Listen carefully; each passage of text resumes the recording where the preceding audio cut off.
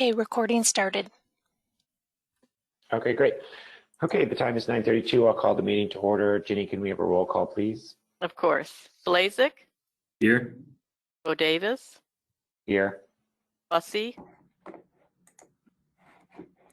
Here. Trill, Here. Jenkins, Here. Milovek, Here. and Whitman is absent. Okay, thank you. We do not appear to have any visitors. Is there any public comment at this time? There being none, we have an action item to accept the April 23rd SWAN board meeting agenda. Oh, I didn't assign firsts and seconds. Jesse, can you do the firsts? And Jennifer, can you do the seconds? So a motion to accept the board meeting agenda. So moved. And a second. Second. Roll call, please. Blazek, Yes. Bo Davis, Yes. Bussey, Yes. Trill, Yes. Jenkins, Yes. Milovek, Yes. and Whitman is absent. Thank you. Can we have a motion to approve the SWAN financials for the month of March, please? So moved. And a second.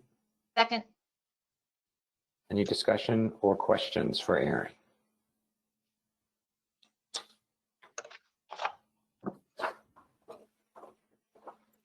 Aaron did a really good job of kind of outlining this in his report, line by line. That's super helpful, Aaron. I'm glad that you continue to do that.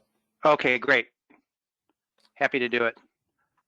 I made one note in there that there was just because when we went up on our new accounting system and the chart of accounts, there were just a few lines in the IT, some of the IT categories that I reviewed after we received these financials. So we're going to go over them later today, and we may reclassify a few expenses. And I'll write up more about that next month because we'll see some of the one line that's a little over probably come down, which is 5410 is infrastructure licensing. There's a few expenses there that the IT expenses can get very complicated. So that's why I took the step for next year's budget of collapsing two lines, just because differentiating them seem to be splitting here. So. And I think we can all understand and appreciate that. I mean, we work within a charts of accounts too, and so it's a new set of chart of accounts for you. Yeah. So it's more that Jeannie and I were getting the approvals done, and I realized, oh, there's a few of these categories that we got off, so we're gonna fix them. Yes. Not one of us is a stranger to creative line assignments. Let's just be honest.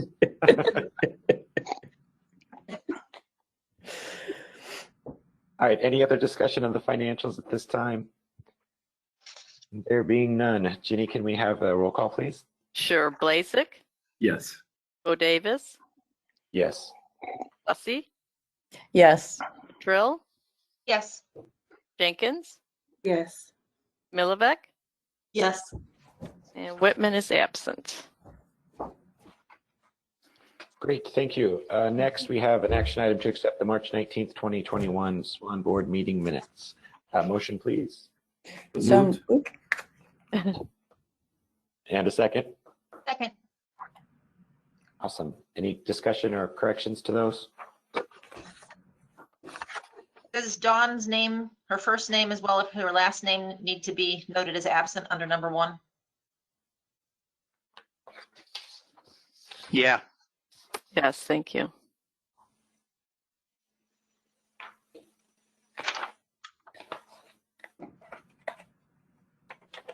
Any other corrections? Okay, with that small amendment, can we have a roll call, please? Sure. Blazek, Yes. Bo Davis, Yes. Bussey, yes. Trill, Yes. Jenkins, Yes. Milovek, Yes. And Whitman is absent. Great, thank you. Sure. Okay, moving on to reports. My report is, it's that time of year when we start to prepare for Aaron's annual review. That's why it's been so nice lately. We are going to kind of do what we did last year because it seemed to work. So, pandemic style. So what we'll do is by the May meeting, Aaron's going to provide me with his self-review. Oh, goodness. That was my dog. Putting in a plug for Aaron. Right. So he'll provide us with a self-review by the May meeting, and then I'll distribute that out to all of you. I'll include with that some notes and some instructions on and the form, of course, just like we did last year. And then if I think June 11th is going to be the date that I'd like to have those back from you. That's the week prior to the board meeting. That gives me a week to compile it into a cohesive document, because we decided several years ago that it's a better practice to give Aaron a single document rather than one that's been cobbled together, from 7 different sources. That just never really worked well. So I just need a few days to put that together, and then I'll share it with Aaron, and we'll have a phone call to go over that. And then if he has, any burning questions or unresolved issues that he'd like to take up with us as a board, we'll call an executive session in the June 18th meeting. That probably won't happen, but we will put it on the agenda just in case. That way we don't have to do an executive session by remote and just all of the weirdness that entails. It seemed to work fine last year, and none of you had a problem with me delivering the review on your behalf. And then Aaron, and then just following up at that 18th meeting. Is that okay with everybody? Yeah. I see you all nodding, so Yes. I'm thinking yes. Okay, cool. So then Aaron, then you'll just need to have that ready for us by the May meeting, that self-evaluation. No Okay, problem. cool. Then that's really all I have. So I'll turn it over to you, Aaron. I think we had on there at least a treasurer's update that I wanted to, I had a conversation with Dawn and Ted just to update a little bit on some potential future financial maybe things for us to keep an eye on, such as the LSAP funding grant. And this is mostly due to information that Dawn and I are kind of monitoring as far as we will attend the Rails board meetings remotely. And I'll just also share, and I shared some of this in my written report. Julie and I were in the meeting on Monday with the consortia, and Dawn, I don't know if you want to share some of what you were hearing at the Rails board meeting. Well, it was interesting in the Rails board meeting that took place in March.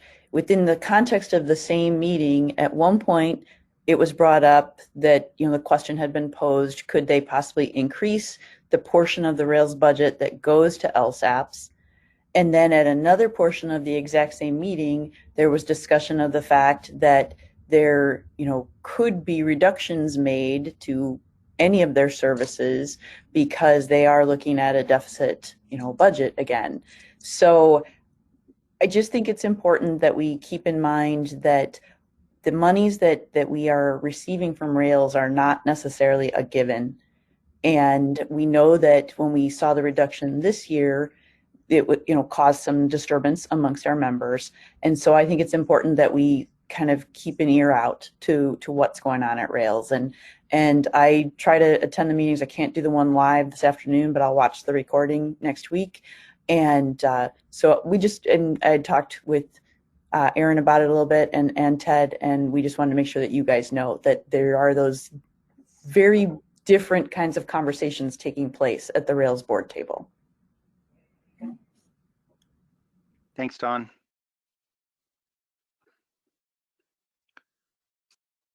Okay, if we're okay with moving on to my report.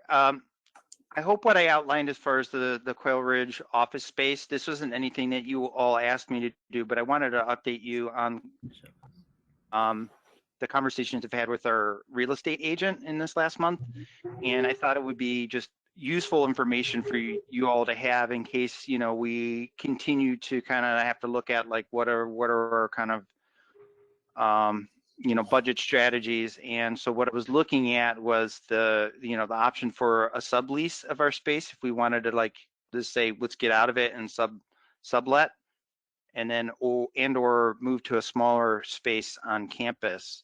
So I hope what I wrote there makes a lot of sense. And in terms of my recommendation, which is, while, you know, there's just a lot of uncertainty right now, the way things are going, at least as far as our staff on a track to, you know, knock on wood, be, you know, be fully vaccinated by September 1 seems very, very possible. But this will also mean that staff that, you know, are returning to the office, the requirement of library site visits and or in-person meetings, if they're requested, will also be part of that deal. So spoke with staff. At least, you know, at least one or two staff are kind of excited now that they're fully vaccinated to maybe start working in the office sooner than September 1, in which, you know, we're definitely going to do. But it seemed best, even if we're looking at, you know, potentially a SWAN operation, that maybe when the lease is up, that we will have a, hang on, I'm getting a call from Bloomingdale. I'm going to deny that. That when the lease is up, if we're looking at like maybe 100%, you know, remote workforce, or we say we want the smaller space, I think we'll have some really good options, you know, at that time.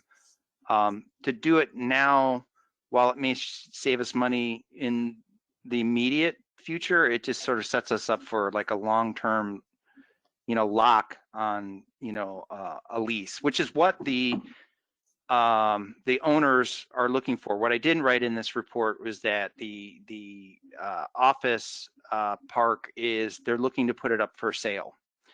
And so what they were looking to do this before the pandemic, and they said the agent told us that they're definitely looking at doing that now this summer. And that if we were to make a decision on this, we'd have 60 days to make this decision to reduce, but they would want in exchange a longer lease, because that makes their offer to any potential buyers more attractive. I didn't like that pressure of 60 days to make this decision. It just felt very, you know, rushed, like we'd be rushing to do something and then regret it later.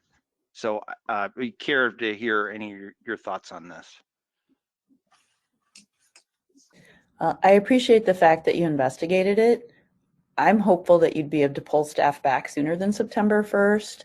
And I can offer, if anyone that any of you know who is 16 or over still wants a Pfizer vaccination and is willing to go to the DuPage County Fairgrounds, I can give you the hotline number. You can give us a call. We've got some 500 slots left to fill. Okay. And the vaccine is becoming just very readily available. That's mainly why we're working with the county to do this. They got a surge and didn't really have the capability to get more people, you know, and they need more people to get shots in arms. So again, I appreciate you looking into this, but I'm feeling pretty good that people are, you know, going to come back together sooner rather than later. I'm seeing it in the corporate world quite a lot. We're actually June 1, we're pulling all staff back in. Mm-hmm. And of course, we don't know about these variants and things, you know, but I guess I'm trying to be a little more optimistic. I think that now is absolutely not the time to make a 10-year commitment to anything. Yeah, I agree. Agreed. We can't be 6 weeks in advance. Mm-hmm. Yeah, we don't know where we're going to land. How can we make a 10-year commitment to office space? That's just, yeah.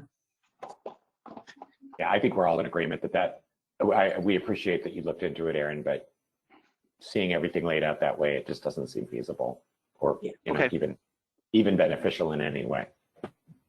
It's great though. If membership, asks, we can answer. Yeah, I wanted you to have all the info for that. If it's only come up like once or twice in this last year, so it's not like I'm that worried about it. I just thought I got contacted by them and got some good information. Wanted to pass that on to you.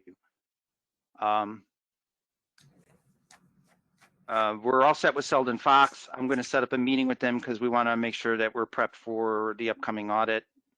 And we do have one self-nomination for the board election, so Right. I don't And know I- if any I of you have any updates on any potential other Yeah. folks that are going to submit. I was going to do a newsletter Tuesday next week and say this is the last call. Deadline would be on Friday. So that phone call you were getting before, maybe because of that, I poked Tim again. Okay, good. Yeah, and both Stacy and I have a person who said that they want to do it, and I'm surprised that neither of them have nominated yet. So we'll reach out to those two individuals. I think several of us have talked to people who are like, yeah, I think I might do it, and then they haven't nominated. So I think just some poking is in order. So yeah, just so you know, I'll make that in the newsletter on Tuesday. I'd like to do the newsletter right after the board meeting so I can do my board meeting update in there, and then sort of remind everyone on anything that you think is important. We have all our financial records now, so that's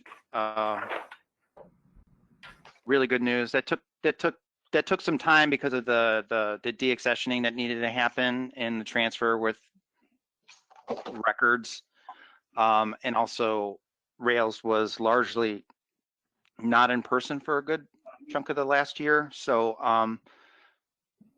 happy and thankful that we have everything from them, and we're starting to go through and organize it into our own cabinet filing system. My update on the consortia committee is sort of piggybacking on what Dawn shared at the treasurer's report.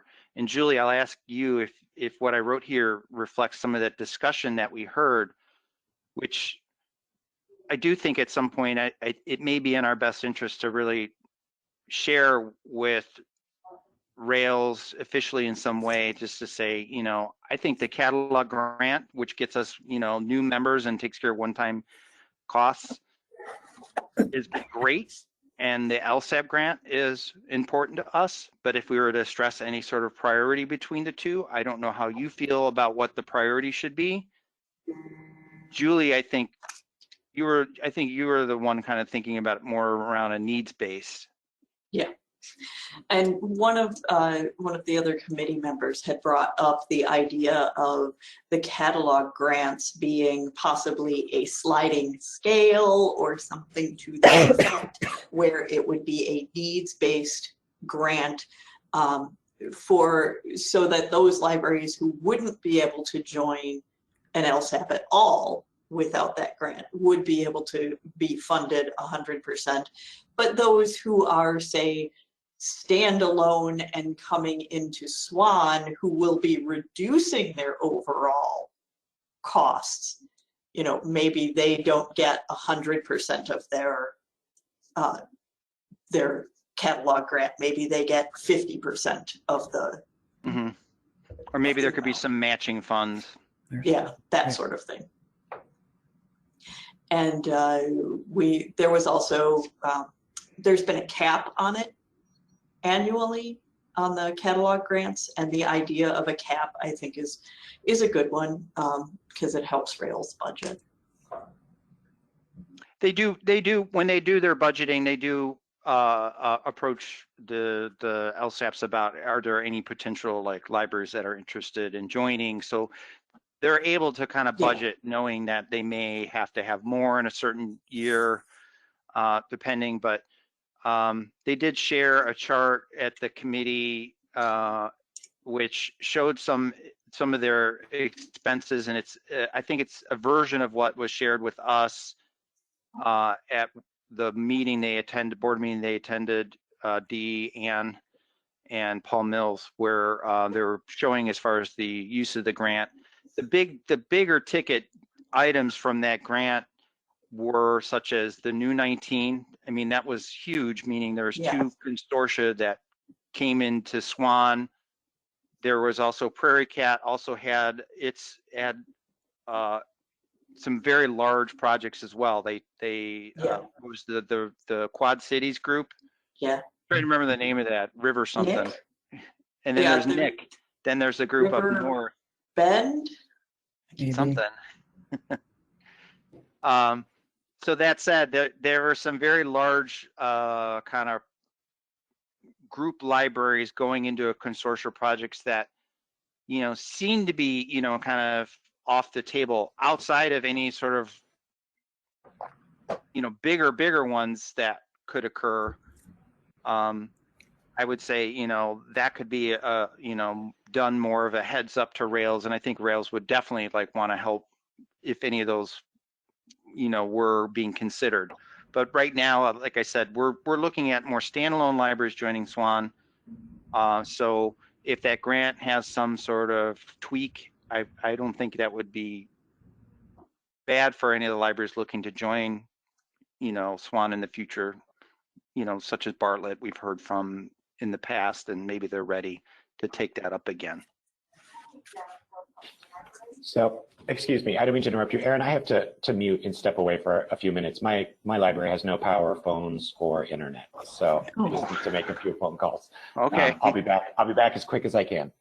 Okay. Does anyone want to take over maybe running the meeting? Maybe Dawn? I know Sure. you were Just have to pull up an agenda. Hold on a second. No problem. You're still in your director's report, right? Correct. We're going All to right. talk about the user record purge. So we're on exhibit page 16. And then I wanted to talk about the Harvey Public Library District. Well, you can continue with your report. I'm pulling up the packet. Okay. So some of you may not be fully aware of this, but Harvey was in a situation of having missed some invoices, and those invoices now were membership fees, and they were not paid, and they go back to 2018. So we're now coming up on 3 years where some of these invoices aren't paid. This is not without Rails Finance or SWAN attempting to collect on those. So we'll share that, Dawn Tortorella and I did a site visit with Harvey back in 2019 to meet with their interim director. Had a tour of the library and a meeting sort of to talk about the invoices. We had also visited Dalton on that same trip. So it was really great to meet, Harvey staff, their interim director, talk about a strategy to maybe get the invoices paid. And there was a letter that I provided the interim director in December 2019 about a payment schedule. And I had updated the SWAN board that was what we were, looking to do. And the board, said, yeah, it's going to take some time for Harvey to kind of climb out of the hole. But as long as they stayed on a payment schedule, and it was going to be 2 years to get caught up. Well, that really didn't happen, although Harvey has been trying to keep as current as with the invoices that have arrived. In fact, the latest invoice that we sent out for April of this year, we received the payment this week. So Xavier really wanted to let me know that they intended to pay that, but he did have some requests here, which was he wanted to pay off the debt over 12 months and felt that the library would be able to do better with making sure that we were looking at the debt and all future quarterly invoicing done monthly rather than quarterly. So I think that's something that Ginny and Dawn and I are going to discuss doing, and I think that's fine. The big ask was about the EBSCO year 2 subscription for Harvey at $2,853. So I did chat with Ted and Dawn Bussey about this, I want to say on Monday this week, just to sort of get a sense of, how, our treasurer and our board president felt maybe about this. So I'd like to hear your thoughts, or if you'd like to hear my thoughts first, let me know. I would like to see Harvey at least start, the process of maybe showing some good faith in getting payments to us before we consider waiving that.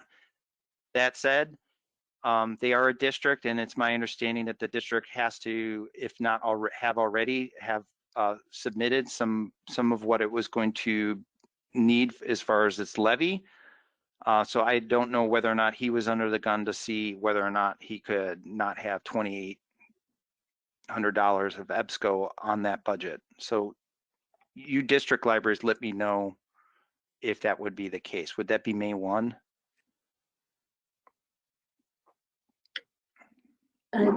I'm not sure, Erin. I mean, I'm a district library, but I don't know that May sounds right for anything. Okay. For me. May I ask a question? Mhm. What is it exactly the request? Is the request to keep receiving the EBSCO subscription rather than opting out of it? I mean, the board, the membership just voted that an opt-out was allowable. They missed the opt-out. So when I informed him that the library was going to have also this additional payment, he regretted that Harvey missed the deadline, and that he's the new director there, that he would have, if he had been in place, he would have opted out and not have that payment. I do think the community could really, I want that community to have access to those resources. So I think in terms of when Harvey pays, or if we waive that amount for Harvey, is more the question. Maybe it's a matter of when, if it gets waived. Purely from self-interest for our database usage statistics, we share some Midlothian and Harvey overlap in some of our schools. And one of the fantastic things about the EBSCO database package is that I've been able to reach out to schools and say, whether your child lives in Posen, Markham, Harvey, or Midlothian, you can access these databases. And the month after I sent that email, I got a jump of 89 uses of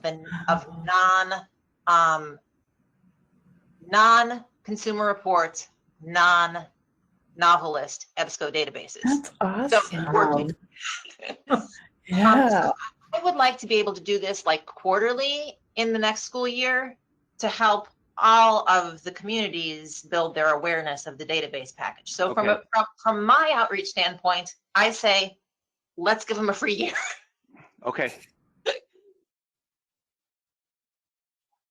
My first thought on reading through this was to perhaps agree to waive the $2,800 if they pay off the rest within the 12 months. That's what I was thinking too, Julie. Like, is there some way we can leverage this altruism? I know you're not supposed to leverage altruism, but if we can. I had the same thought. Like, is there a carrot or an incentive in doing this that might make it more palatable because I really do think that we need to be a little bit serious about this backlog of money that they owe us. We spent a lot of time 2 years ago coming up with a plan for recuperating funds, and that was a really, really hard conversation. But I think that the board at that time agreed that it was necessary for the good of the organization. And I know that the pandemic came and it all kind of flittered out the window, but everything we said then is still true. We really do need to recuperate this money from them. So if this is a way to make that happen and make it more palatable, then I think it's okay. Provided that we agree that there's some teeth to the rest of this. Or they get a 12th as a credit for every on-time payment they make. However you want to do it, just so that it's I don't think it needs to be that. I don't think it needs to be that granular. Right. Because Yeah, then we're but it's a setting good idea, you know. setting a precedent that's weird. But yeah, no, something along those lines. Yeah. What do you think, or do you know realistically what the chances are of them being able to make these payments if you know their financial situation better? Do you think this is possible, that they will be able to pay this off, or do you think that they're in a situation where, with everything else that's going on with them, that they can't? And then how would we feel if we did waive it? Or Well, I think Xavier's been in the position at least 1 month, and I think he's sincere and serious, and I think he's you know, more than experienced as a director, which is really what Harvey really needed at this stage. So Yeah. I think that is just excellent news for Harvey to have him. You know, whether or not he's able to succeed in, you know, getting everything he wants for the library and the community. He did say he's committed to SWAN. He said without SWAN, he says this is just a beautiful reading room.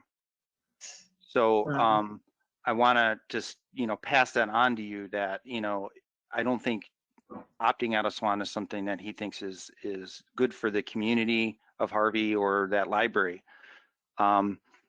He is also, you know, mentioned, at least in that conversation, about the Blue Cloud mobile app is something that he thinks that, you know, really the library did not do a good job promoting. He wants to make sure that the community's aware of that and everything that comes in that app. So Jennifer, I agree with you. Trying to keep those the database access going is, I think, important. He did say he has, you know, bigger issues, which I think you and I spoke about, which is just the fact that there's a lot of folks in the community that just don't have any connection to the internet. There's, you know, a lot of, you know, just challenges in trying to just get online. So those are other things that I think we need to, you know, kind of discuss for the region. And I think we have some good folks there and some good minds there that we can come up with maybe some interesting programs for ARPA. I like the idea of just saying we're going to waive it if they can get the debt paid off in 12 months. Yeah, I think that's good. So I think that gives him, I don't know if this helps, but that maybe gives him something to say to the Harvey board to say, we're going to get this paid off. And just so you know, if we start losing this, we're on the hook for the EBSCO bill. So, all right, I'll let him know. And then, if that's okay, if that's what you're okay with, and if there's any other nuances to that, I can check in with maybe Dawn and Ted and we can update you. Aaron, when you had set up the payment plan the last time, I can't recall. I mean, was it just a letter that kind of said this is how much you owe each month? Did you Yeah. send an invoice for that each month then? No, I don't think it was on the invoice. So which is maybe where we erred. It was supposed to be an additional payment. Yeah, so let's make sure we get that now that you're doing, you know, your own accounting, got your own accounting system. Let's make sure it's on each invoice and, you know, designate it as what it is. That way, you know, get sent to them each time and we'll see if we can't collect those funds. Okay. Yeah, I think that's a good idea. I think that'll help them as well. Right? People are accountable. Yeah. Great. All right. Well, Dawn and Janie are listening in here. So we have our admin team meeting every Friday, and typically we like to meet on Friday mornings, and then on board meeting days we meet in the afternoon. So we'll discuss the logistics of the billing. Great, thank you.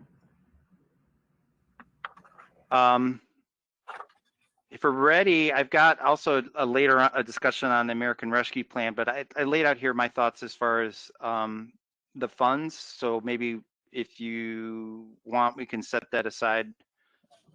Yeah, Aaron, But I wanted let's you leave to that for later. Yeah, let's, and just note it, we've already talked about the financials, so I think we're good there. Any questions? We can move on to the operations report if you have any questions there. I know Dawn helps coordinate all the managers compiling this. Dawn, was there anything that you felt like was worth noting outside of what we're going to talk later, patron purge? The only thing that I think was significant, and let me just pull that page up. We're starting to see statistics that do show us that we're seeing what I call an Aspen factor in patron behavior. Let me head over to page 33 and just show you that real quick. We've noticed in the past 3 months that there has been pretty significant increase in percentage of holds that are placed through what's known as other web services. It's not enterprise, it's not the mobile app. So it's kind of the question, where do these holds come from? They tend to come from third-party apps like Capira, Communico, things like that. But this jump since January, we pretty much are attributing to Aspen. So that's kind of interesting that, you know, the 7 pilot libraries are showing that people are placing holds through Aspen. So that was interesting. And I think the big thing in the IT arena is that we are really close. Stephen's been working to get all of those Rails services that have been hosted by Rails and in their data center, that being our SwanCom Mailman, our Circe Dynex voice automation, ticketing system, OTRS, and our support system. Those are all being migrated within the next 2 to 3 by end of May timeframe. So we'll be totally out of the Rails data center. And Stephen has sent an update to SwanCom just saying that next Tuesday night at 7, we're going to start the transition of the ticketing and the support system. So those will be in our cloud environment after next week. And the SVA is the dialer. We're going to be moving over that to a contractual arrangement with Unique. So that's another system that has been living over in the Rails data center. In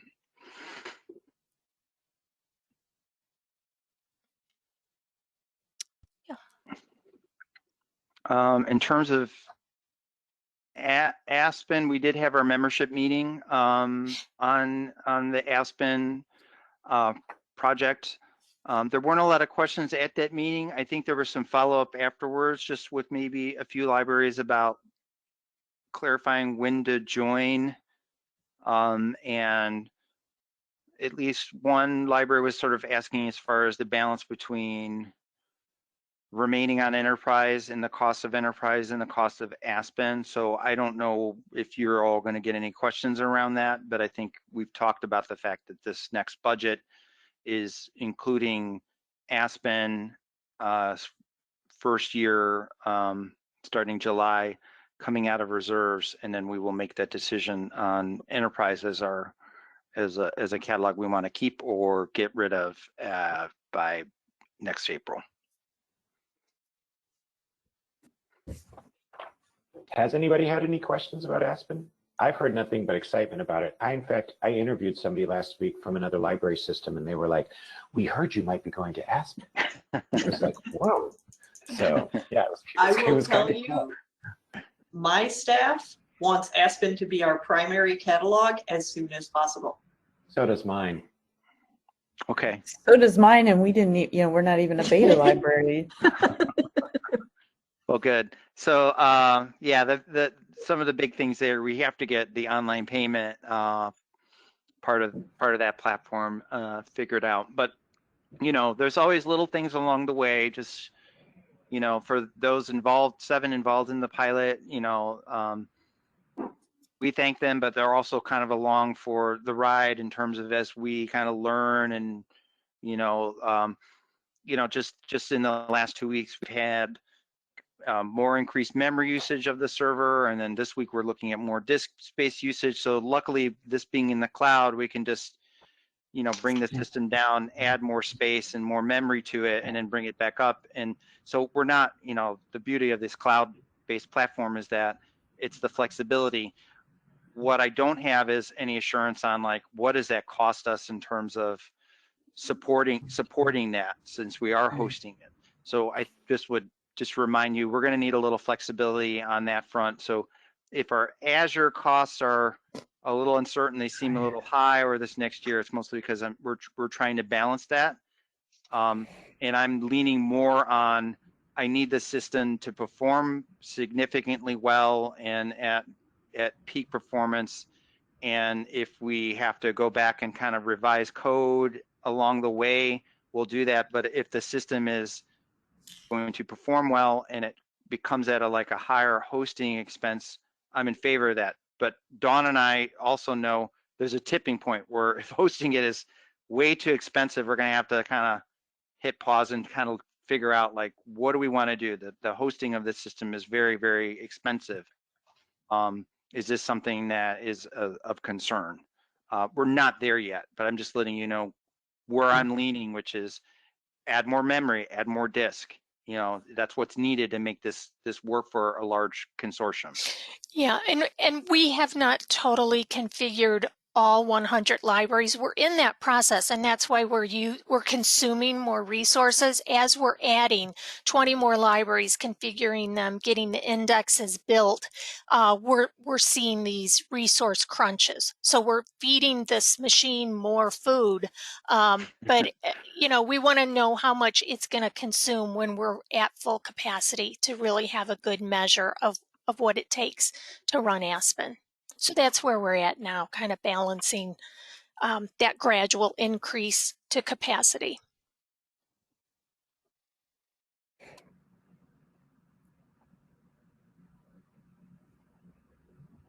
So we may see a monthly expenses increase, by next month, we may start to see some of the Azure expenses have gone up. I know it's like buried in the sort of the check run, or it's a credit card expense actually.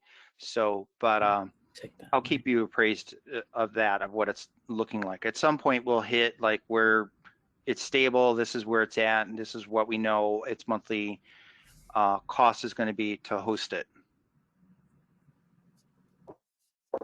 I think that's it. If we want to move on to the other part of the agenda, I need to scroll up and see where we're at. We are at discussion item for the ARPA funding. So ARPA is something that I've been monitoring, and it really what caught my eye was that ILA had announced, Diane Foote had announced that, keep an eye on this, on the funding and how it's being allocated. Now, it's very complicated in that I also attended an ALA update this week, in that there's a couple buckets that funding is going to come out of. So there's like a broadband portion of it that's being managed by the FCC. Then there's going to be funds that are going to be allocated through IMLS. And then there's some that are going to be coming locally, which by indications is going to be sent through an Illinois department. And I believe I included the map for you. Yes. I hope I did. There it is. It's like the very near end of the packet. So this Department of Commerce and Economic Development regions are where we're thinking that some of these funds are going to come. So what comes from IMLS and maybe it lands at the state library level will be interesting. I'm not sure how much of a shot we'll have at that funding for any special projects, but certainly if there's some regional efforts that we can do, I thought it would be helpful to maybe move forward with some discussions with our libraries in mostly focused on counties, but Cook represents our largest group of libraries, so that's what I was looking at. Like, well, if we want to have discussions, we kind of maybe break it into a north and south. But I'll just stop right there. I know I've had conversations, at least just with Ted and Jennifer about this idea. I haven't had an opportunity to speak with all of you. How do you feel about this and what SWAN's role is here? I just feel like as SWAN is like an organizing kind of body, we could help facilitate, but maybe when the grant funding applications come through, I don't know how much time we'll spend on that, but maybe there is something that we could submit on behalf of SWAN for all 100 members, or maybe just the 95 public libraries in SWAN. But I felt like we need to get out ahead of this and come up with some ideas and kind of have those kind of ready to like maybe say, okay, this idea is good for this kind of funding through IMLS. This one is good for maybe the broadband. So are you proposing then, Aaron, that SWAN would host meetups that would allow library directors to talk about ideas, and then maybe as a group come up with some, top choices that they would have at the ready when this funding becomes available? Do I understand that right? That was what I was hoping to do, and then maybe after all the meetings are done, and I don't know what the attendance would be on that, and I guess it's something also I want to regroup with Diane Foote at ILA on. I did see if she was available to attend our meeting today. She wasn't available, but she's definitely someone that is excited that SWAN's interested in having a role to play here and help organize. And she's the one who passed on to me that there was an ALA meeting to talk more about the funding. So I'm looking at, ILA as like a good conduit to see what is the information that is out there and where we're at in the state of affairs with it. I will say the ALA meeting was great in that they had some good advice, which was play to your strengths, meaning if you have a good program already that you would like to do more with, if you had more funding, go with that. If you have a good relationship with maybe your village or some not-for-profit or some group that you thought if you had more funding to help with pandemics such as tutoring over the summer, tutoring on terms of maybe getting online, equipment is certainly supported under the FCC portion of the funding. So they say laptops, Wi-Fi upgrades, putting an antenna on your building to get your Wi-Fi signal out further. If you haven't done that or looking to do that, all that could be supported. It gets murky in terms of the software, the management of it, the security. Those are the sorts of things I'm not sure would be covered, but they're certainly looking at it. These are grants. There's no matching.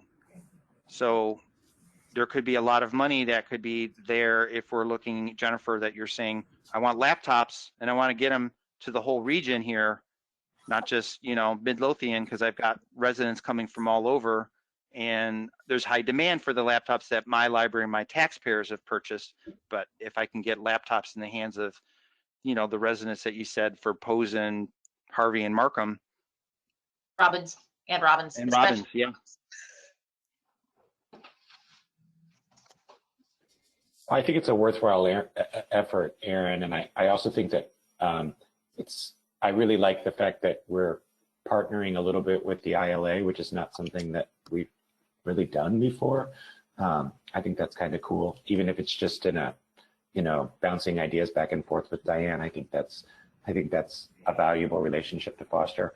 But apart from that, I think that I'm sure that there are all sorts of ideas percolating in the membership that are worth sharing. And you might be a director who doesn't have an idea, but you might be happy to sign on, if you were able to discuss that in a group. So I'm not articulating very well. I'm still thinking about my library, but you get what I'm saying. Okay. I think this is a good idea. I'm thinking out loud to an extent here, and maybe I'll need to further this in possibly email conversation with Ted or Aaron, but I'm formulating an idea that's perhaps maybe even more audacious than laptops.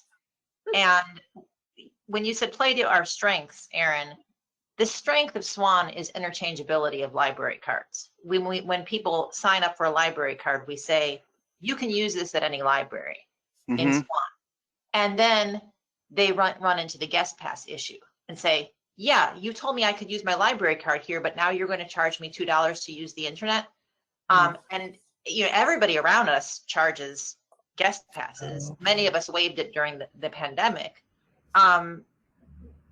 But is there a way that all SWAN or some sub-consortia within SWAN could be interchangeable in the sense that that guest pass fee no longer applies because you can use that SWAN library card? I mean, I don't know the logistics of this. It would be like Intergovernmental Agreement City, not to mention Don, technical nightmare as far as, you know, internet use agreement policies in the catalog. But I'm just throwing this idea out there. Could this be the time that the card becomes truly interchangeable? Yeah, I think that there's something to that, Jennifer. I think that that's very much like one of those regional things that sort of fits into SWAN's, Aaron's sort of breakout of different groups. No one on the West Side charges for a guest pass. So, that we don't really have a vested interest in that project, but for you, that would be super valuable. So I think that speaks to the regionality of some of this. And Aaron in the packet kind of put together like, here's a group and here's a group and here's a group. And I really think that this is an idea for your group that would be fantastic. So yeah, I think it's great. Jesse and Jane, you would be in my group. Do you charge guest passes, or is it a little more of a southeast than a southwest thing? We don't. We don't either. We don't charge for anything. So it's like Crestwood and Oak Forest East that all does it, I'm thinking. Yeah, I think that's right. We haven't charged for guest passes for, honestly, I don't remember how many years. A long time we didn't do that. We Right, don't but this is exactly, want to yeah, make go that ahead. barrier to people, being able to. The only barrier to getting onto the internet is if you have fines more than whatever, and that's a moot point now anyway because we've gone fine free. So yeah, we don't charge for guest passes. Well, that's definitely something we should bring up at our next SLAM meeting or our next zone, meeting. We should put that on the agenda. I'm happy to attend a SLAM meeting if you want it. Maybe that could be something that we just share that there's going to be another meeting, or it could be a discussion at the SLAM. But I think the ability to gather online and kind of generate ideas and organize them, SWAN's getting pretty good at that in terms of sorting through and some of the tools for maybe some breakout sessions online. And I'll just say, in terms of if we're having to think about how does this fit within SWAN's strategic direction and such, we do have, within our plan that we want to be able to seek alternate, means of funding. And I feel that in terms of like trying to at least, putting my name forward for the ILA seat is more to see at a higher level when these discussions are taking place of sort of funding and where it's available, or at the legislative level, where are our opportunities to insert ourselves and say there's an opportunity here. So this is one where it's a very unusual, I would say, to have this much federal funding coming our way, but it's also, there's no roadmap yet in terms of how to apply and all that. So, but I just feel maybe it's good to just have the drawer or the bank of ideas that are at the ready, and maybe we won't use 9 of the 10 that we generate, but maybe we'll have those 9 sitting there that they're good ideas for grant funding later. I agree with you that SWAN's strength is that universal card. We also have really good strength in terms of we've got a good infrastructure also for like remote access to online databases, things like that. So if there are databases that would help with tutoring, and we're worried about like the overlap of districts, we can say that's not going to be an issue for us. We're going to be able to have all these students in this area be able to have maybe some access, as long as you get them the card, you know, in some way. And we do have some experience in maybe, you know, with our Bensonville district about what does that look like to issue a card to students and managing that data. I like that idea too. Yep. Jesse and Jane, would you say that SLAM is the best mode for Erin to reach us South Suburban Knights, or that Zone would be? I feel like Zone has been far more active than SLAM. Jennifer, I agree. I think for this project, this discussion, Zone would be a much better way to go. I think SLAM goes out too far. You know, it attracts a different region, whereas Zone would be more all around us. That's, I don't know what Jesse thinks, but I think Zone would be the way for Erin to go. I also feel like maybe I misspoke, that it's not so much southeast, but south-south. I think that if you go south of us, well, and east, but the ones further to the south of us are more of the guest pass libraries as well. Yeah, I don't know what, I'm just trying to think some of the libraries closer to me. I know Jesse said no. I'm not sure about Palos Heights, Worth, Oak Lawn, Chicago Ridge. Not sure. Those are ones that my patrons tend to visit.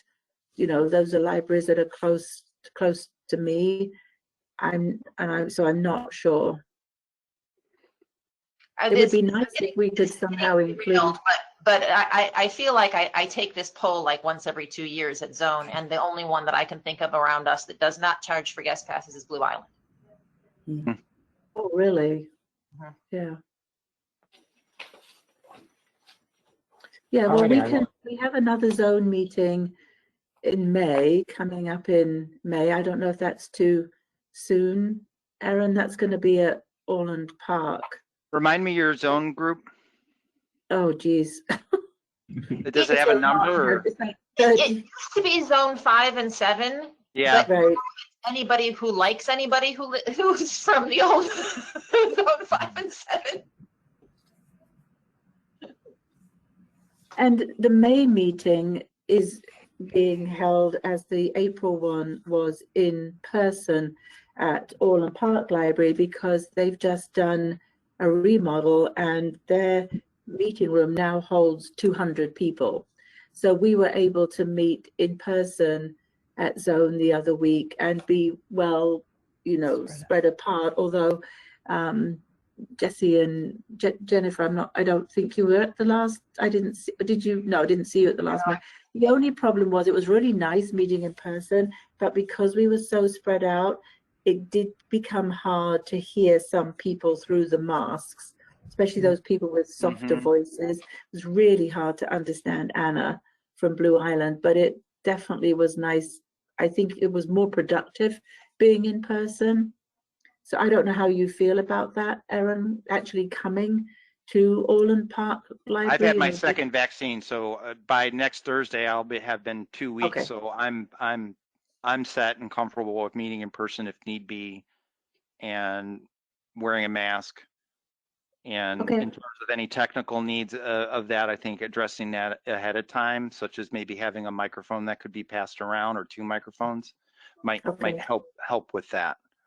But certainly SWAN has the platform to meet online if we want to meet online, and I think that over this last year we've all gotten better at that and know what works for us. So and like I said, we also have we have a Zoom account in addition to the GoToMeeting that we're using, and the Zoom at least allows us to have breakout sessions if our group meetings get too large. If it is large, then we can say we'll have maybe 2 or 3 breakout sessions where people can discuss and then come back and then share within the larger group. We've been doing that within our Aspen work. So Jennifer, shall you and I talk about this? Because I don't know if it's a concern or even if it's going to be something that comes up, but I'm not sure if you all know, but I do think that the May zone meeting is Mary's last meeting, because then she retires, which is why she asked to host May as well as the April one. She wanted, you know, the opportunities to see more of us before she retires. So I'm not sure how that May meeting is going to go, or what would be on the agenda for that, if that's a good one to have. Or I mean, I don't know what the urgency is, like the timeline on this to. Right. I'm not sure either, other than I'm on it. generate the ideas now and then be ready to strike. Okay. So I can talk with Jennifer and Jane about maybe the logistics of a south side meeting and where and when it's appropriate. Knowing that Mary's maybe looking to retire, I don't know if she wants SWAN barging in. But in terms of the other folks, Dawn or Ted, in terms of your area or where you would want to meet, or maybe programs that you would want, you know, I think you tell me what you think would be of interest, or maybe there wouldn't be folks that would be showing up, but certainly I think that the community needs something. I can only take a guess at what the community needs. Right. I would be really worried about students in this last year for them, and do they want any more learning? And libraries were built for meeting room tutoring. Yeah. You know, is that what you're going to be seeing as a big use? It's hard to say. I mean, our zone, we typically meet in bars and casinos, but we haven't met. We haven't met in a while. You know, we've been doing this round robin email thing a lot of that, but we haven't had any Zoom or Zoom. It's been like over a year, maybe, right, guys? Wow. Yeah, no, it's been a while. So we're probably due to have some sort of meeting, and we could do something similar. Our zone, it also includes non-SWAN libraries, so a few. And so that might be interesting too, because they would be, I think, no less interested in participating in something if we felt like we could include non-SWAN in the meeting. That'd be like Elmhurst and Lisle and Lombard, you know, some of our near neighbors who are in the donut holes. So, yeah. And then this group that I don't even know what we call ourselves anymore, other than library directors. That's just like there's, I don't know. We have had some Zoom meetings along the way, more to talk about, you know, where we're at in terms of either closing or reopening, or, you know, whatever stage of this we're in. But yeah, I don't know that we even have a name anymore. I think it was once upon a time like the DuPage library directors leftovers. Right. Yeah. But now we go into Kane County. And, you know.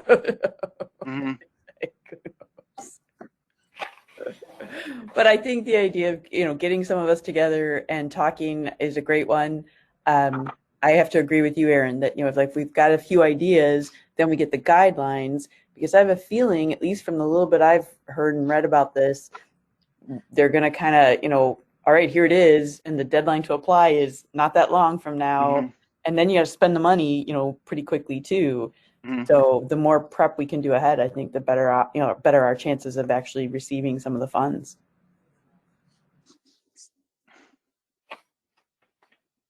All right. Am I hearing any discomfort with SWAN sort of facilitating some of these discussions?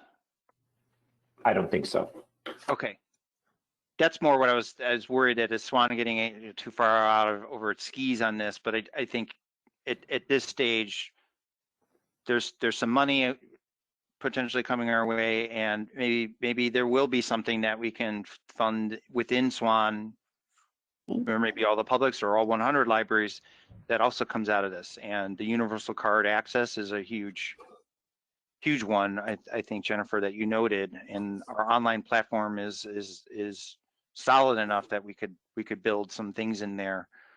You know, checking out laptops, I mean, we got the system to do that, right? And if we need to, you know, build, you know, within that, what that looks like, we have the platform.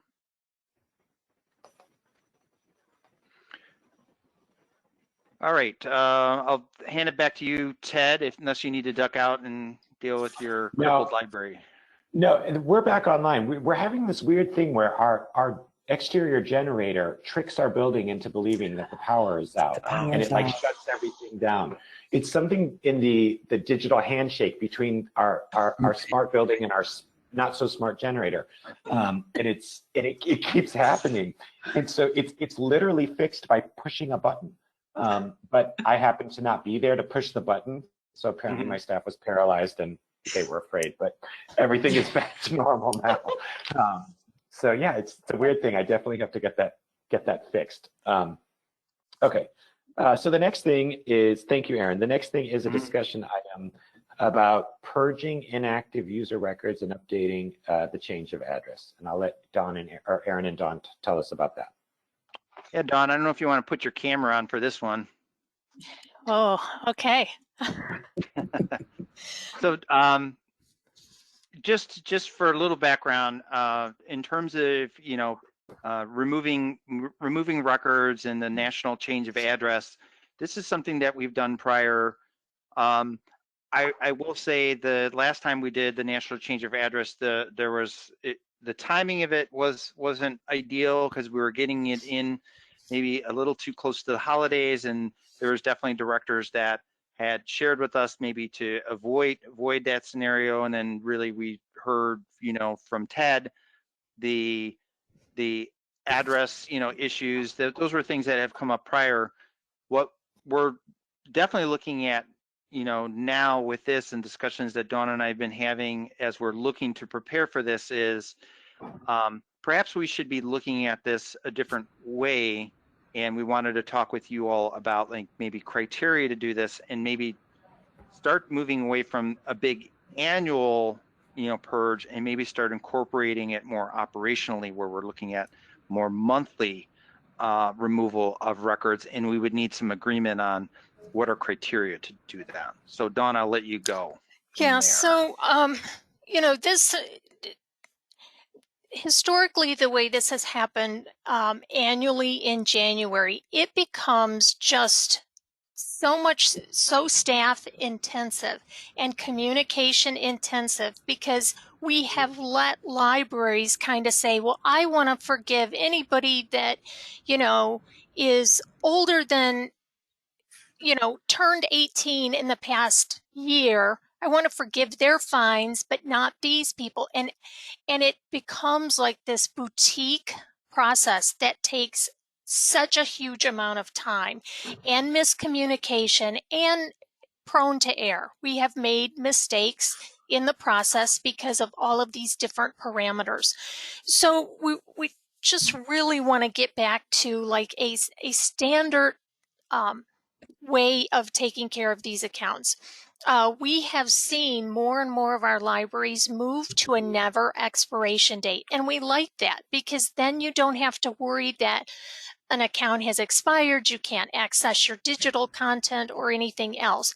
It's all based on last activity date and not expiration date of when we would look at an inactive patron and remove their record from the system. So any of the online usage in the ebooks, e-streaming, any open Athens authentication, that is all updating a last activity date. So even if you don't physically check out items,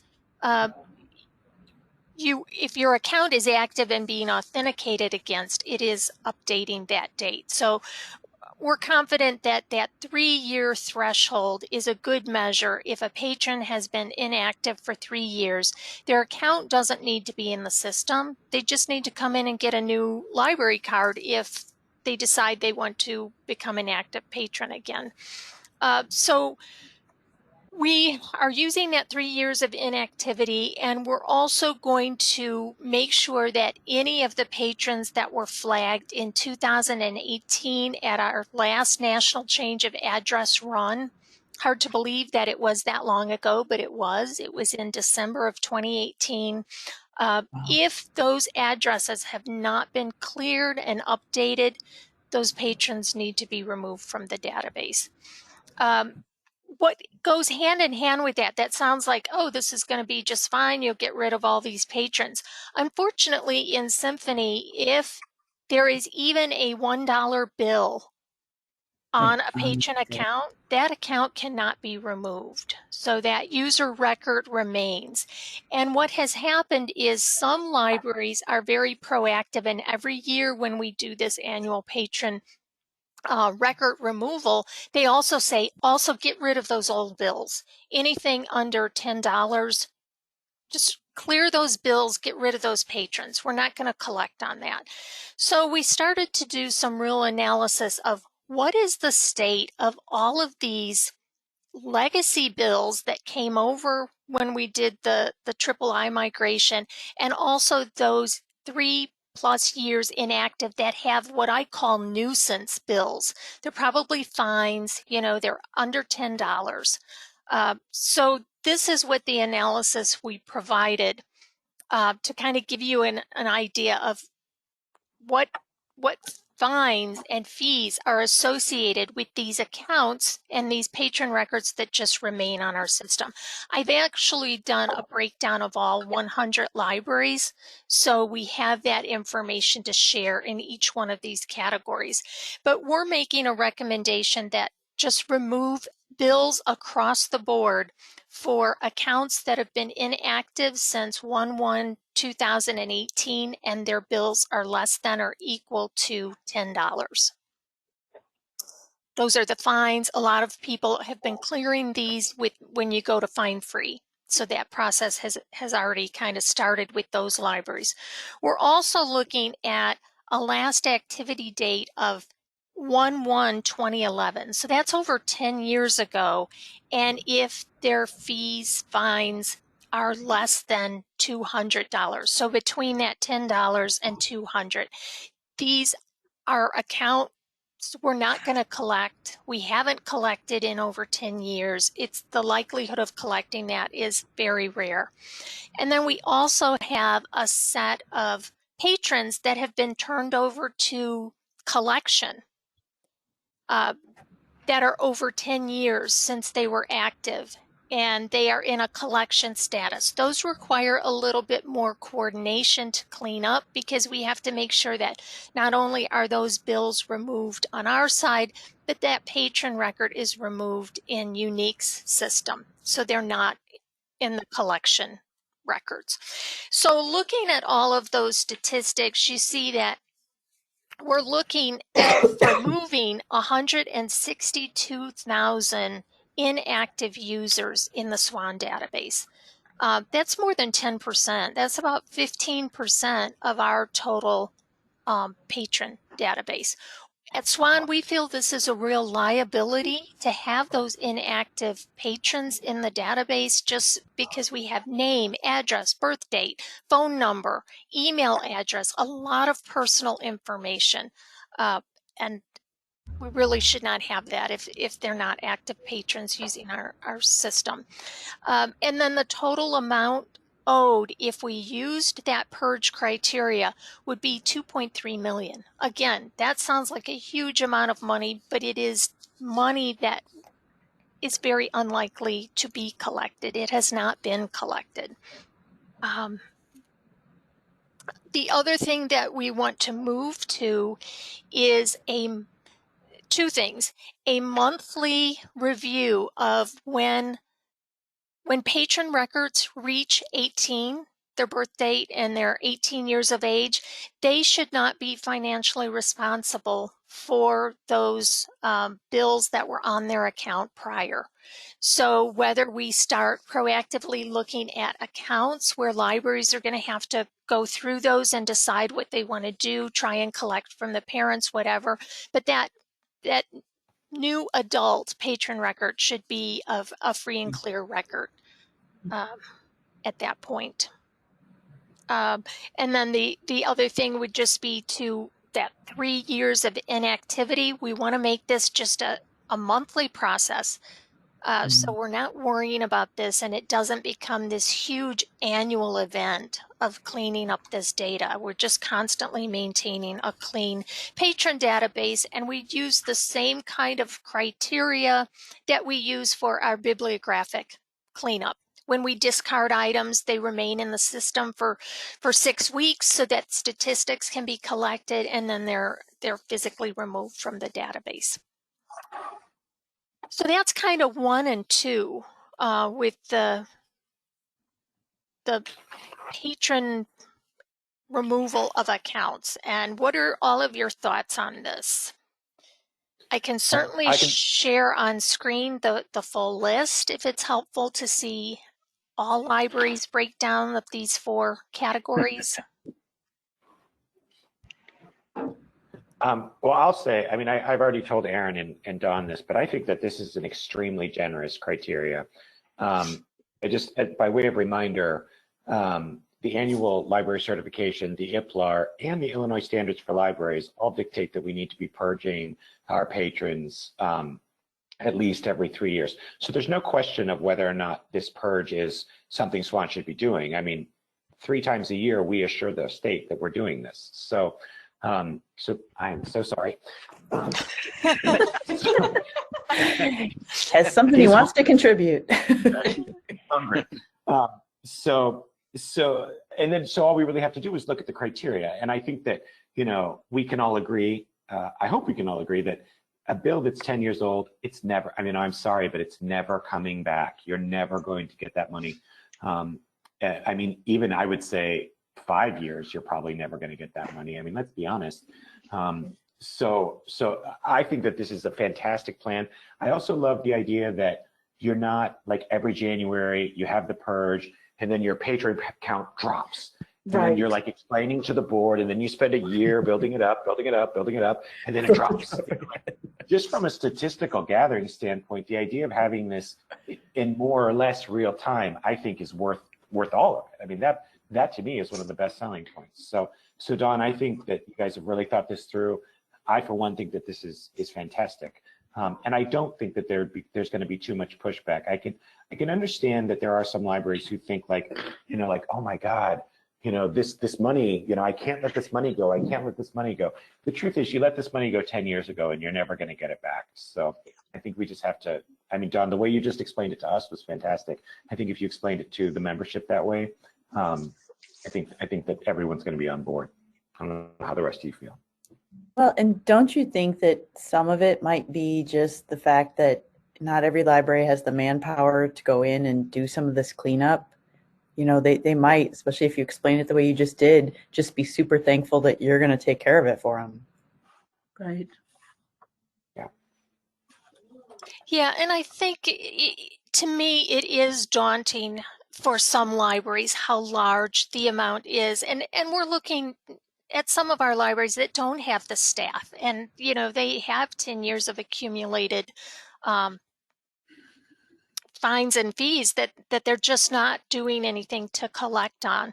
And I think starting with a new process and saying, okay, this is what we recommend, after things are yes, your patron is billed at 42 days, but maybe you can follow up later, with a phone call or with an email or with a letter another 6 months down the road saying, if you return it now, we'll take that bill off your record. The problem is once those long overdues hit the system, 365 days after they become overdue, so a patron has had them over a year and 6 weeks, they are then purged from the system because we know that item is never coming back. And that's when that debit and crediting in the quarterly billing happens between member libraries, so that our libraries are being reimbursed for material that another library's patron lost and didn't return. So that keeps all of the bookkeeping balance between our libraries. and it keeps a note record on the patron record. So we would have up to 3 years or 10 years to continue to try and collect that money. If we start with a clean slate and follow this criteria, they would remain and could be collected and be a manageable number. The other thing just to note that I'm concerned about this, this report number C or 3, the 10 years inactive, $10 to $200. We have no transactional history on those. Those were all circulation statistics that came over with the migration. We can't even track and prove to a patron this is what you lost, other than a note that doesn't have any transactional data behind it. Right. I'm not even sure we could legally collect that, without saying, without being able to tell them what the book was. Like we don't even know what the book was or what it was. We just know that you owe us $110. We can't tell you from when or why, but you owe us $110. So please pay me. Right. Make that check out to Thomas Ford. Yeah. All right. So recommendations on how we proceed with this. I mean, we can proceed programmatically with it pretty easily. We already have these identified and can do this. But it's like communication, buy-in from the membership. What do you guys think? Do you think there's going to be resistance to this? I don't, but I could just be naive. I think people are going to hesitate at least a little bit, just balking at the numbers. Sort of like when I pitched Fine Free to my board and said they wanted to know, well, how much are we going to be forgiving? And that's so I get that people kind of balk at that number kind of on its face. But the point is, we're never getting that money, so it doesn't matter what that number is. So I think everybody's going to be on board, but I think we do need to get the buy-in as opposed to just forging ahead and expecting that everybody's going to jump on board. Are these library by library totals? They are. Wow. Okay. Super Thanks, Don, interesting. for assembling that. I know that wasn't easy. But So I suggest you have go ahead. You can see, which libraries have not had the staff to even know if this is out there and how you would go about collecting things.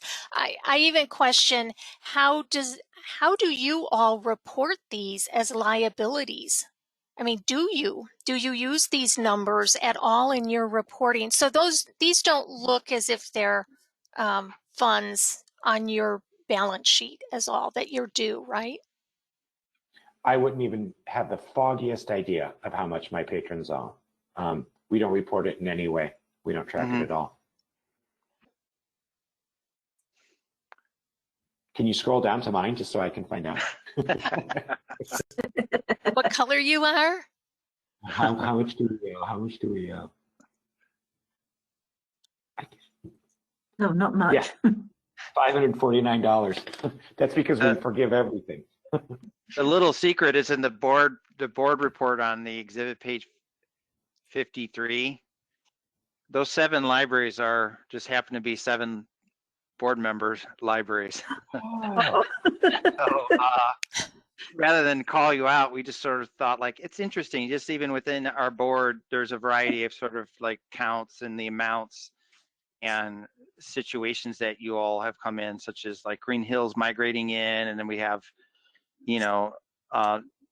Dawn, your library joining is part of a migration. So there is an aspect of this too, where we try to we bring this data in, and at that time we try to get people to get rid of and purge data. But I mean, this one-time purge that we're looking at, we're in that scenario where it's reaching back into Cersei Dynex launch. So part of that is, something is long overdue, I would say.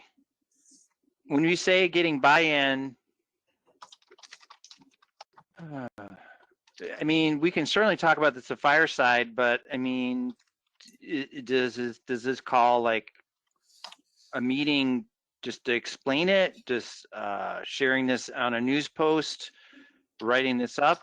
Ted, I think you said some very compelling reasons as far as IPLAR and Illinois standards. I want to say you said there was a third one. The annual certification, but you know what, double check all of that. Yeah. Sometimes I get excited and tell terrible lies, but I'm pretty sure that all three of those things that I know it's in the IPLAR. I'm pretty sure it's a certification question, and I know that it's part of the standards for public libraries 4.0 under the collection maintenance or development or whatever that is. So it's in at least two of the three, but I think it's in all three.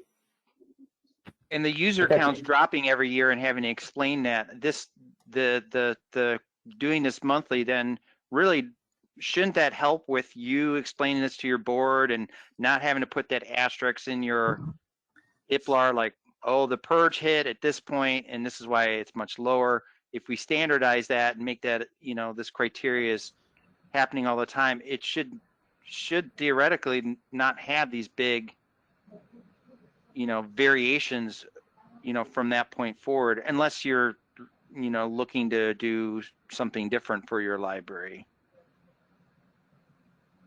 I don't know, Aaron. I'm not sure that. Do you guys think that we need to have a special meeting about this, or could we communicate this the way that we communicate all things, you know, through a SWAN.com and the newsletter, and tell people if they have questions, you know, to reach out. And then I think that's a good way to go. I think that's a good way, Ted. Yeah. We would just want to make sure that people really did know, because if you didn't know, that's going to be like a kick in the teeth. That next day after the purge, you're going to be like, What happened now? We just Right. make sure that we communicate that a few times and let people know, you know, with some excitement, Aaron, because I think, you know, we're not trying to sneak it in. I think, you know, say, hey, we have this great new way of purging, and you know, this is something we've always done. We're going to try it in a way that makes it a little less dramatic each January, and I think people will be fine. And I think it's also a good opportunity for libraries to, you know, promote. If you haven't been active in the library for a while, you know, come back. If, you know, we've got a clean slate, and we want you actively involved in our community. So, yeah, I think it will be helpful. I think we're going to be interested to see how many patrons we get back, since we've only just gone fine free, but it'll be interesting to see if we do get patrons coming back who had fines and now, you know, got those waived, whether would just be interesting to see what that looks like. To your point about, you know, people haven't used, and then if you can reach out to them and say, hey, come on, well, we put it in our press release, but be interesting to see. Jesse, do you feel like not having a membership meeting is that what you were thinking, that have one meeting to do that, or? No, not at all. I just think, like others have said, you know, making sure that the word is out there, and that people have an opportunity to ask questions or voice concerns, you know, sort of before this happens, so that, you know, nobody's caught off guard. I think, you know, like Ted said, you know, it could be a real nasty kick in the teeth if, you know, if you're not paying attention and something like this comes along. But no, I mean, I don't think this it doesn't need to be that big a deal. I think it just needs to be kind of put out there that, hey, you know, this is something that SWAN can do that would really benefit our membership, and, you know, here's how it could help you. Here's what we're planning to do. Okay. Okay, and we need to get all of this done before we do the national change of address. So we need to get some hard numbers of how many records do we have for national change of address, but we're targeting kind of the timeline of September 1, having that information to unique, the full database in the early fall, and make the patron record updates in fall. And what we would do is we would not block anyone at all. We would We would just leave their status as is. We would have reports available and give libraries until February to review those and reach out to the patrons, whether through postcard or through phone call, email, whatever, and just verify address and get those records updated. And then February 1st, any that remained that had not been cleared up would be converted to a bad address. And that bad address would keep that patron record as an active patron. It would just not allow them to place holds or to check out material. And what we're trying to do more, and we're actually going to talk about this, we've done it over the past year. Robin's going to do a special, again, update on Tuesday at the fireside. Whenever possible, don't block e-access to anything. Just have e-access be based on authentication. Does the library card exist and does it belong to my library? And just kind of give them free access to the digital resources. That way we don't have to worry about things like bad address blocking digital access, because it won't. It would only block checkouts of the physical material. And just to make clear, we verified, well, a while ago now, if you had a user that was just using Overdrive but not coming into the library, that is updating the activity date in our system. So we're not going to necessarily hit anyone and then suddenly you're inundated with calls from your Overdrive users. Yeah. And then the last thing we want to do for geolocation this year is for NCOA, we want to add the geolocation for all of the patrons. We've had 2 requests from libraries who are actually doing this on their own. And I said, if that's something that libraries are really finding they need or want access to, and now that there are better data analytics tools that you can actually map activity based on that geolocation, it seems like it would be valuable for all of us to have that. Our recommendation is that we would not geocode the entire database, but each year we would geolocate those that were active in the past year. So we're just kind of getting that GPS metric for active patrons every year. And we have all of that budgeted, so it's not an added expense. It's all been part of the budget each year. Speaking of expenses, Question. oh, go ahead. Am I understanding this correctly, that the geolocation would tell you like what part of town your users who are active are coming from? Yes. Okay. And Dawn, my question about expense was, do we pay by the record for the change of address service? We do. We do. So this having a massive purge. Right, is going to save money. I mean, I think that's worth mentioning as well. 15% less money on the change of address because of the purge is a salient point. Yeah. And we can say that it makes it possible to do more work, such as geolocation. Mm-hmm. So while we could say it's saving, but it's also allowing us to add in some additional service. That helps with the argument. So I think that's good.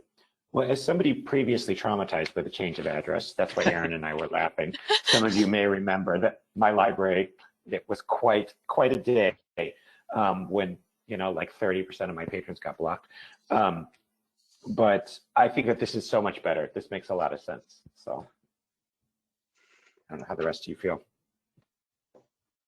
Sounds good to me. I needed geolocation, but I need it. Yeah, that sounds great. I never even thought of it, but it sounds great. Good.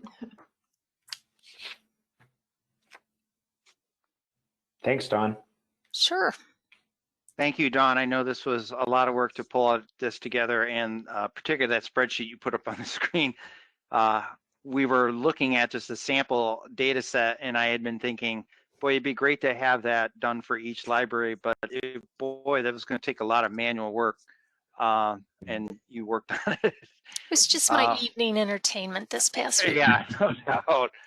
I know what it took to pull all that in, so kudos to getting that done. But this is something, folks are going to ask about, so get the ready. Dawn, can I ask a tangentially related question? That is, with 18-year-olds, normally that would be the expiration would be the time when the 18-year-old would reapply, sign for their own card as opposed to their parent signing for them. Is this may exist and I'm just ignorant of it, but do libraries or patrons get some sort of notification when the youth turns 18 that they can now like get their own card and their own signature? No. I know that some libraries are doing that individually. They're running reports and then using those reports to send out a postcard or whatever. But others are not. And I think specific to maybe that question, SWAN's not doing anything centrally to that. We'll help on a library by library request. Yeah, we have customized some special reports for libraries that want that on a monthly basis. Who's turning 18 next month? Give me a list of all those patrons. So maybe we need to bump up and better promote those reports that are available too. Mm-hmm. I think everybody handles that a little bit differently. I think library to library. It may come up during these discussions, so I think that's a good point, Jennifer. All right, anything else on that? Well, good. I appreciate the discussion on this, and we're excited to kind of roll this out. And I'll verify those 3 standards as you suggested. I think those are good ones as reminders. I definitely know, like, we've used that 3-year criteria, inactivity criteria prior. Yeah, I can look into that too. All right, does anybody else have anything they want to talk about today? No. Well, as you've seen, my cat is very hungry, so I'm going to. Is that what that is? Yes, he's like scratching my leg right now at this very moment. So it is 11:08 a.m. and I will call the meeting adjourned. We don't need a roll call, right? We're just adjourned, right? Okay. We've Thanks, done it everybody. both ways. Okay. All right. Have a good weekend, everybody. Bye-bye.